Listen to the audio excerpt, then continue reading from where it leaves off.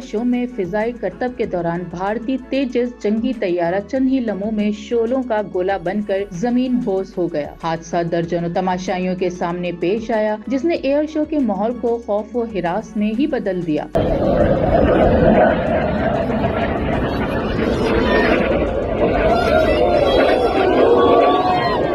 بھارت کی سرکاری دفاعی کمپنی ہندوستان ایروناٹک لمیٹڈ کا کہنا ہے کہ حادثہ غیر معمولی حالات کے تحت پیش آیا۔ کمپنی کا دعویٰ ہے کہ ایک منفرد واقعہ تھا، مگر مزید تفصیلات ابھی سامنے نہیں لائی گئیں۔ حادثے میں پائلٹ کی ہلاکت نے نہ صرف ایئر شو کو سوگوار کیا، بلکہ بھارت کے 40 سالہ تیجس پروگرام پر بھی سنگین سوالات کھڑے کر دیے۔ ایک ایسا منصوبہ جس سے بھارت عالمی منڈی میں اپنا گھریلو ساختہ فائٹر جیٹ فروخت کرنے کی امید رکھتا ہے۔ بھارتی فضائیہ نے وجوہات جاننے کے لیے کورٹ آف انکوائری تشکیل دیتی ہے، جبکہ جنرل الیکٹرک اور HAL دونوں تحقیقات میں تعاون کا اعلان کر چکے ہیں۔ ماہرین کے مطابق اس نوعیت کا کھلا حادثہ تیجس کے بین الاقوامی ساخت پر منفی اثرات ڈال سکتا ہے، تو دوسری جانب HAL کا موقف ہے کہ واقعہ اس کی پیداوار، مالیات یا مستقبل کی فراہمی پر کوئی اثر نہیں ڈالے گا۔ تیجس حادثے کی حتمی رپورٹ کیا ہے، حقائق سامنے لائے تو یہ تحقیقات کے بعد ہی واضح ہوگا، لیکن دبئی ایئر شو کا یہ واقعہ بھارت کے دفاعی منصوبوں کے لیے ایک بہت بڑا جھٹکا